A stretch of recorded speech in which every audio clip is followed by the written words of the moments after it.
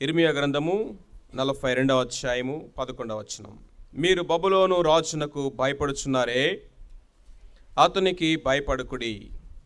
అతని చేతిలో నుండి మిమ్మును తప్పించి మిమ్మును రక్షించుటకు నేను మీకు తోడై ఉన్నాను. అతనికి భయపడకుడి. దేవుడు తన పరిశుద్ధ వాక్యమును మన వినికిడిలో దీవించి ఆశీర్వదించునుగాక. సో ఈ వాక్యం యొక్క కాంటెక్స్ట్, సందర్భం ఏంటంటే 40వ అధ్యాయంలోనే మనం చూస్తాము, యూదా దేశము బబులోను చెరలోనికి కొనిపోబడింది. నెబుకద్నెజర్ రాజు వచ్చాడు, వారిని చెరకొని తీసుకుని వెళ్ళాడు. ఆ తర్వాత యెరూషలేము యొక్క పట్టణము, మందిరము పాడైపోయింది. చాలా కొద్ది మంది మాత్రమే మిగిలారు. ఆ కొద్ది మంది కూడా ఎవరంటే స్త్రీలు, పిల్లలు. రాజుకి ఇక పనికి రాకుండా ఉన్న వాళ్ళందరినీ వదిలేసి వెళ్ళిపోయారు. వాళ్ళ మీద ఒక వ్యక్తిని నెబుకద్నెజరు అధిపతిగా నియమించాడు. ఇప్పుడు యూదా రాజుకు సంబంధించినటువంటి బంధువు ఒకడు, ఇష్మాయేలు అనేవాడు వచ్చి ఎవరినైతే అధిపతిగా నియమించాడో అతన్ని చంపేశాడు. ఆ తర్వాత కొద్దిమంది నాయకులుగా ఉన్నటువంటి వారు ఎవరైతే ఉన్నారో వీరు ప్రాణ భయంతో ఐగుప్తు దేశానికి పారిపోదాం అనుకున్నారు. ఐగుప్తుకి వెళ్తే అక్కడ కనీసం బ్రతుకుతాము, ఇక్కడైతే మనకి ఖడ్గము, కరువు, లేకపోతే ఏదైనా కీడు, ఇవన్నీ విపత్తులు రావచ్చు, ఐగుప్తుకు పారిపోదాం అనుకున్నారు. పారిపోదామని ఫిక్స్ అయిపోయారు. కానీ ఇర్మియా దగ్గరికి వచ్చారు. ఇర్మియా దగ్గరికి వచ్చి ఏమన్నారంటే, నువ్వు దేవునికి ప్రార్థన చేయి, ఇప్పుడున్న పరిస్థితి ఇది, ఆడు మమ్మల్ని చంపేస్తాడు, మేము ఐగుప్తుకు పారిపోదాం అనుకుంటున్నాము, లేకపోతే బబులోను రోజు మళ్ళీ రావచ్చు, ఆ బబులోనికి వెళితే అక్కడ చనిపోతాము, మా పరిస్థితి ఏంటి, ప్రార్థన చేయి, మేము ఏమి చేయాలి, మా జీవితాల పట్ల దేవుని ఉద్దేశాలు ఏంటో ప్రార్థన చేయమన్నారు. ఇర్మియా ప్రార్థన చేశాడు. 10 రోజుల తర్వాత వాళ్ళు పిలిచాడు. పిలిచి వాళ్ళతో ఏం చెప్తా ఉన్నాడంటే 7వ వచనం నుంచి, 10 దినములైన తర్వాత యెహోవా వాక్కు ఇర్మియాకు ప్రత్యక్షమైన గనుక అతడు ఆ అధిపతులందరినీ పిలిచి, ఇశ్రాయేలు దేవుడైన యెహోవా సన్నిధిని మనవి చేయుటకై మీరు నన్ను పంపితిరి కదా. ఆయన సెలవిచ్చినది ఏమనగా, నేను మీకు చేసిన కీడును గూర్చి సంతాపమునందుచున్నాను.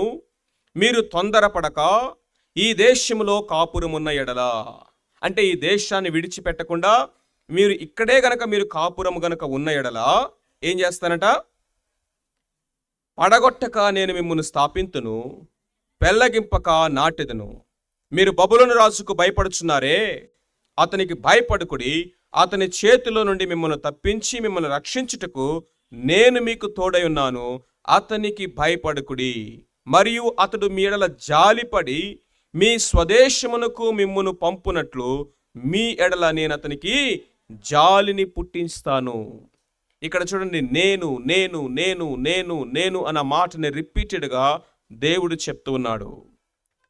13వ వచనం, అయితే మీరు మీ దేవుడైన యెహోవా మాట వినని వారై ఈ దేశమందు కాపురం ఉండక మనం ఐగుప్తు దేశమునకు వెళ్ళుదము, అక్కడ యుద్ధము చూడకయు బోరధ్వని వెనకయు ఆహారపు లేమి చేత ఆకలి గొనకయు ఉందుమని గనుక అక్కడనే కాపురం ఉందమని మీరు అనుకుని ఎడల, యోధావారిలో శేషించిన వారులారా యెహోవా మాట ఆలకించుడి.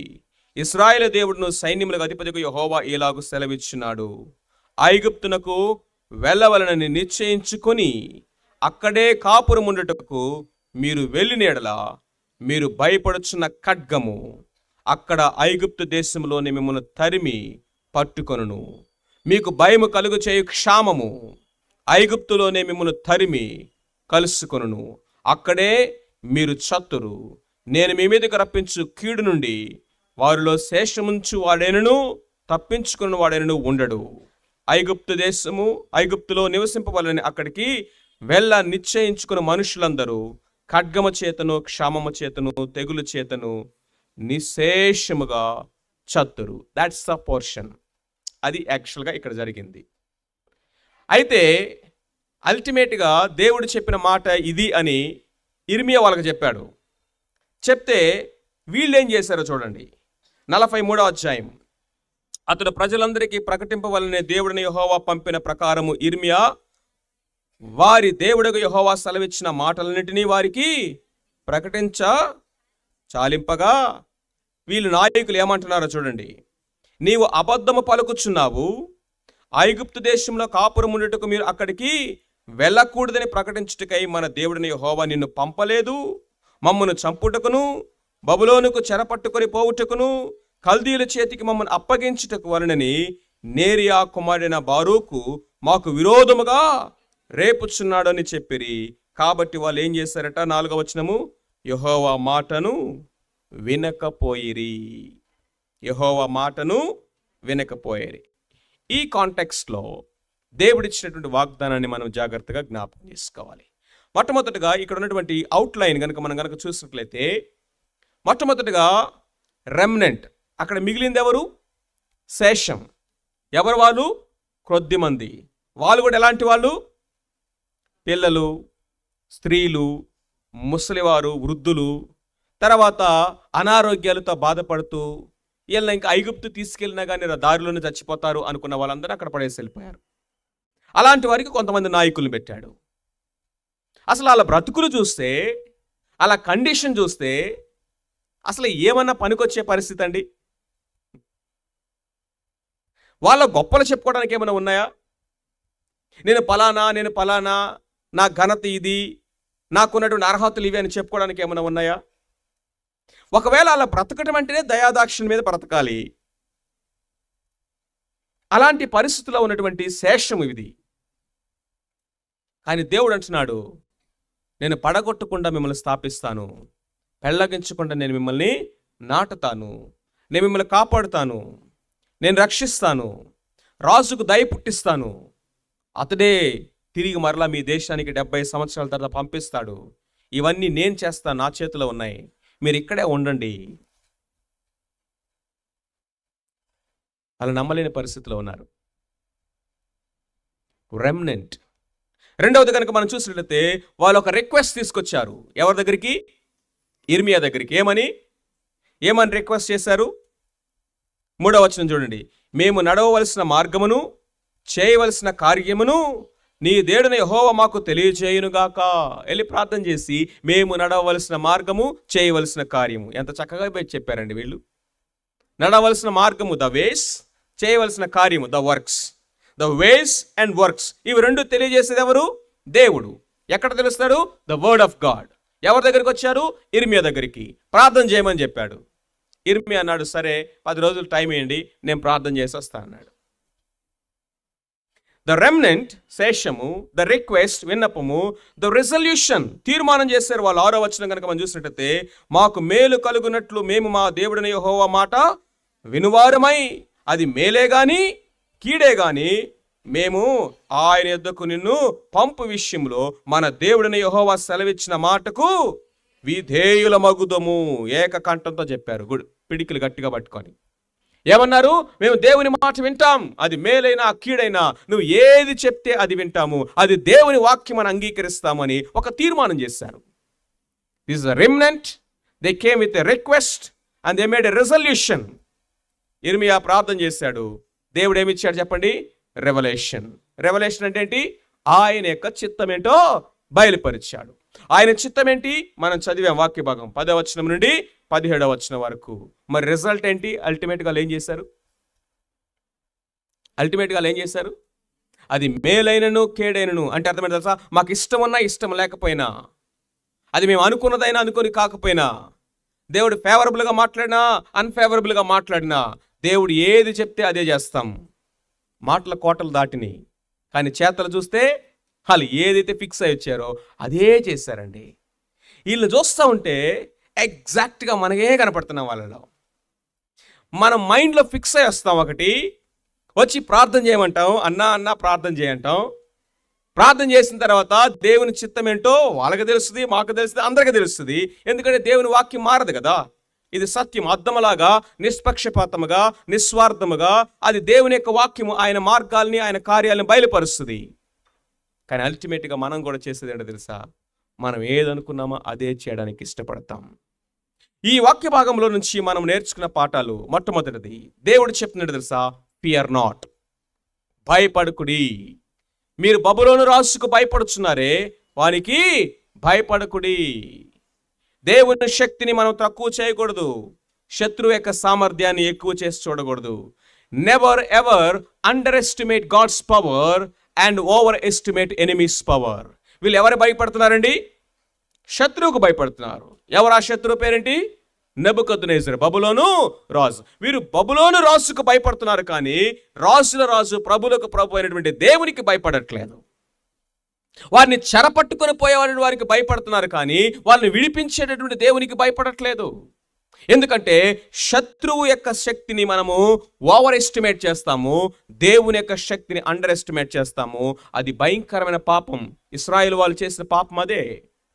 వాళ్ళు ఫరోకు భయపడ్డారు, ఫరో సేనలకు భయపడ్డారు, కానీ దేవునికి వారు భయపడలేదు. ప్రియులారా, దేవుడు సార్వభౌముడు, ఆయన రాజులకు రాజు, ప్రభులకు ప్రభు. ఆయన మానవుల రాజ్యముల మీదను ఆయన రాజుల మీదను అధికారం కలిగినటువంటి వాడు. ఒకరిని సింహాసనం ఎక్కించుటకైనను సింహాసనం నుంచి దించుటకైనను ఆయనే అధికారి. దానియేలు గ్రంథం మనకు అద్భుతముగా దీని గురించి సాక్ష్యమిస్తా ఉంది. రాజులను చూసి భయపడుతున్నావా? లేకపోతే ఈ యొక్క నెబుకద్నెజర్ లాంటి వారిని చూసి భయపడతా ఉంటే ఆయన అంటున్నాడు, భయపడకము. ఎందుకో తెలుసా? భయం అనేది విశ్వాసాన్ని అది నల్లిఫై చేస్తుంది. Fear nullifies faith. విశ్వాసంలో బలహీనులు అయిపోతాము. భయం అనేది మన యొక్క జీవితంలో సామర్థ్యాలన్నింటినీ కూడా అది నల్లిఫై చేస్తుంది. కాబట్టి భయాన్ని మనం ఎప్పుడు కూడా మనల్ని ఏలేటట్టుగా చేయకూడదు. నీతిమంతుడు విశ్వాసం మూలముగా బ్రతుకుతాడు. దేవుడిచ్చిన వాగ్దానాలు చూడండి, అక్కడ ఐ విల్ ఎస్టాబ్లిష్ యూ అన్నాడు దేవుడు. పడగొట్టక నేను నిన్ను స్థాపిస్తాను, నేను నిన్ను స్థాపిస్తాను. నేను నిన్ను స్థాపిస్తే నువ్వు పడిపోతున్న భయం నీకెందుకు? నేను నిన్ను నాటితే నేను ఎండిపోతానేమో, ఫలం ఇవ్వలేననే భయం నీకెందుకు? దేవుని బిడ్డలకి దేవుని వాక్యం ఇచ్చిన పేరేంటి తెలుసా? యెహోవా నాటిన చెట్లు. ఎవరు నాటారంట? యెహోవా నాటిన చెట్లు ఇవి. ఎవరి తోటలో? ఆయన ద్రాక్షవనములో. ఎవరు నాటారు? ఆయనే నాటారు. నేను నాటుతాను నిన్ను. I will plant you and I will establish you. అంతేకాకుండా నేను విడిపిస్తానన్నాడు. I will deliver you. నేను రక్షిస్తానన్నాడు. I will protect you and save you. నేను రాసునకు నీ మీద మంచి మనస్సును కలిగిస్తాను, తిరిగి మరలా తీసుకొస్తాను. I will bring you back. 6 వాగ్దానాలు చేస్తాడండి దేవుడు. 6 వాగ్దానాల్లో రిపీటెడ్గా వచ్చిన మాట తెలుసా? I will, I will, I will. ఇక్కడ ఐ విల్ అని చెప్తున్నటువంటి వ్యక్తి ఎవరో తెలుసా? The sovereign God, almighty God. Fear not. ఈ సంవత్సరం మనకు 2 వాగ్దానాల్లో ఒకే మాట రిపీట్ అవుతుంది, ఫియర్ నాట్. ఏ రకాలైనటువంటి భయాలతో ఏ బబులోను రాజుకు, ఏ బబులోను యొక్క ఆ నెబుకద్నెజర్ అనే వాడికి బానిసగా దాసుడైపోయి మనం భయపడుతున్నామో. బబులోను రాజుకు భయపడితే నువ్వు దాసుడవుతావు, దేవునికి భయపడితే నువ్వు ధన్యుడు అవుతావు. ఎందుకో తెలుసా? యెహోవా యందు భయభక్తులు కలిగి ఉండుట జ్ఞానమునకు ఆధారము, లేకపోతే నా లాంగ్ లైఫ్కి అదే మూలం. ఈ భయం నేర్చుకుందాం. దేవునికి భయపడేవాడు మరి దేనికి భయపడాల్సిన అవసరము లేదు. ఎందుకని? నీతిమంతుడు సింహం వలె ధైర్యంగా నడుస్తాడటండి. Righteousness leads you to the courage. You will not need fear anybody. ఎవరికి నువ్వు భయపడాల్సిన అవసరం లేదు. అంటే ఎవరిని లెక్క చేయొద్దని కాదని అర్థము. ఎవరికి దాసుడు అవ్వాల్సిన అవసరము లేదు. ఆయన స్వతంత్రులుగా ఉండేట్టుకు మనల్ని పిలిచాడు. Fear not. రెండవది దేవుడు ఏం చెప్తున్నాడు తెలుసా? Flea not. మొట్టమొదటిది భయపడవద్దు, రెండవది పారిపోవద్దు. ఎక్కడికి పారిపోవాలనుకుంటున్నారు వీళ్ళు? ఐగుప్తు దేశానికి. ఐగుప్తు అనేది ఏంటో తెలుసా? లోకానికి సాదృశ్యము. ఐగుప్తు అనేది లోకానికి సాదృశ్యము. లోకములో ఉన్నదంతయు శరీరాశ, నేత్రాశ, జీవపు డంబము. మొదటి యోహాన పత్రికలు అంటున్నాడు, లోకమంతయు సాతాను అపవాది యొక్క వడిలో ఉన్నదట. లోకము అంతయు కూడా సాతాను యొక్క ఆధీనములో ఉన్నది. వాడు ఈ యుగ సంబంధమైనటువంటి దేవత, ఈ లోకాధికారి, ఈ యొక్క ప్రిన్స్ ఆఫ్ దిస్ ఏజ్ అని పిలువబడుతున్నటువంటి వాడు. కాబట్టి ఐగుప్తుకు పారిపోవద్దు. ఎందుకయ్యా అంటే ఐగుప్తు అనేది మన ఆశ్రయం కాదు. ఐగుప్తు అనేది మన అక్కరకు రాదు. ఐగుప్తు అనేది నీ ఆశ్రయపురం అంతకంటే కాదు. మరి ఎవరయ్యా మన ఆశ్రయము? భయం వచ్చినప్పుడు ఆ విధంగా వాడు చంపుతూ ఉంటే, తరుముతా ఉంటే, ఇదిగో నేను కొద్ది మందిగా, నిరాశ్రయుడిగా, రెమ్నెంట్గా మేము అక్కడ పడి ఉంటే, శక్తిహీనులుగా, ఎవరు మనకు ఆశ్రయం అంటే భక్తుడైనటువంటి వారు చెప్తున్నారు, దావీదు, దేవుడే నాకు ఆశ్రయము, నా దాగుచోటు ఆయనే. నా శ్రమలను ఎవరి దగ్గరికి పరిగెత్తగలను, ఎక్కడికి వెళ్ళి నేను దాక్కోగలను, ఎవరు నాకు ఆశ్రయముగా ఉంటారంటే ఆయనే మనకు బలమైన దుర్గముగా ఉన్నాడు, ఎత్తైన కోటగా ఉన్నాడు, ఆశ్రయపురముగా ఉన్నాడు, మనం పారిపోయి దాక్కోగలిగినటువంటి దాగు చోటుగా ఆయనే ఉన్నాడు. అందుకనే భక్తుడు అంటున్నాడు, కొండల తట్టు నా కన్నులు తెచ్చున్నాను, నాకు సహాయము ఎక్కడి నుండి కలుగును, భూమి ఆకాశమును సృజించిన యెహోవా వలననే నాకు సహాయము కలుగును.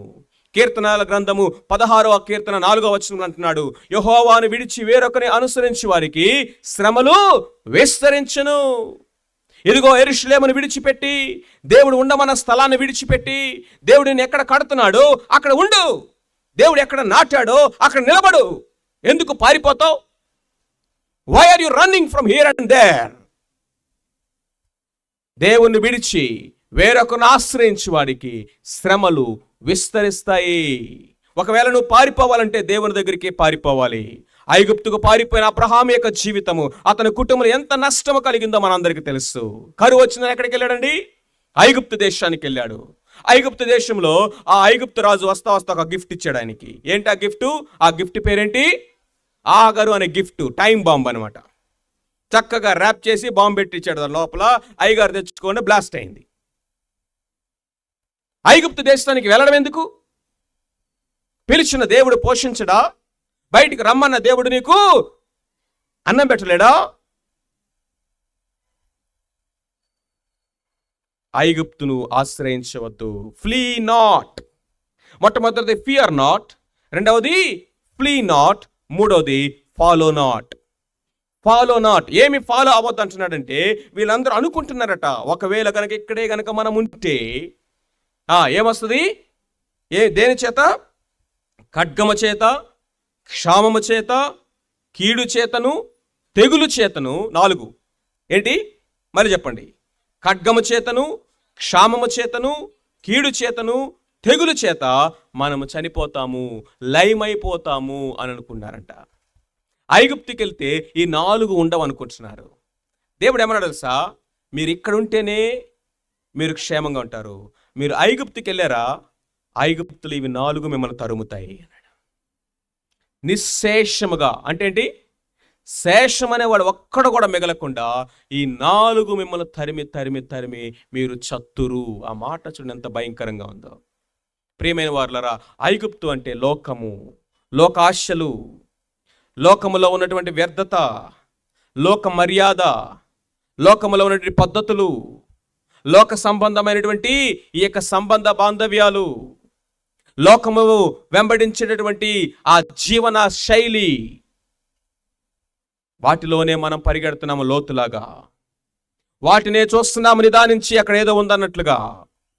వాటి కొరకే పరుగులెత్తుతున్నాము. లోక స్నేహము దేవునితో వైరమని నీవెరగవా వ్యభిచారులారా అని యాకోబు హెచ్చరిస్తా ఉన్నాడు. దేవునితో వైరం ఇది. దేవునితో వైరం లోక స్నేహం అనేది. లోకమును స్నేహించినటువంటి లోతు తన కుటుంబం అంతా పాడైపోయింది. అనుకున్నాడు అక్కడ సమృద్ధి ఉంటుందని, అనుకున్నాడు అక్కడ మందలు ఉంటాయని, అనుకున్నాడు అక్కడ తను లాంగ్ లైఫ్ జీవిస్తామని. అనుకున్నది ఏది జరగలేదు. అదే ఇక్కడ అంటున్నాడు, వారు అనుకునుచున్నారట. Follow not your thoughts, follow not your common sense, follow not the worldly wisdom. లోక సంబంధమైన జ్ఞానము, లౌకిక జ్ఞానము, ప్రకృతి సంబంధమైన జ్ఞానము, కామన్ సెన్స్ ని ఫాలో అవ్వద్దు. నేను ఉండమన్న చోట నువ్వు ఉంటే కరువులో 100 పంటకు వస్తావు. అబ్రహాము నుంచి కొడుకు బుద్ధి తెచ్చుకున్నాడు ఇస్సాకు. గరారులో నిలిచి ఉండన్నాడు. కరువు వచ్చింది. ఆ కరువులో దేవుడు అన్నాడు, ఐగుప్తుకి వెళ్ళొద్దు నువ్వు తండ్రిలాగా, గరారులోనే ఉండు. అయ్యా ఇక్కడ కరువు, బావులు ఎండిపోయిన, వర్షాలు లేవంటే దేవుడు ఏమన్నాడు తెలుసా? నువ్వు తవ్విన ప్రతి బావిని నేను ఓపెన్ చేస్తాను అన్నాడు. నువ్వు తవ్విన ప్రతి బావిని ఓపెన్ చేస్తాను, నువ్వు విత్తిన ప్రతి గింజకు 100 గింజలు ఇస్తాను, 100 పంటకు వస్తావు. శత్రువులు చూసి అసూయపడతారు. నమ్ముతావా ఈ వాగ్దానాన్ని? Stay there. దేవుడు ఎక్కడ ఉండమన్నాడో అక్కడ ఉండాలి. దేవుడు ఏది చేయమన్నాడో అది చేయాలి. కాబట్టి దేవుని యొక్క చిత్తములోనే పరిపూర్ణమైనటువంటి భద్రత, దేవుని యొక్క చిత్తములోనే పరిపూర్ణమైనటువంటి ఆశీర్వాదము.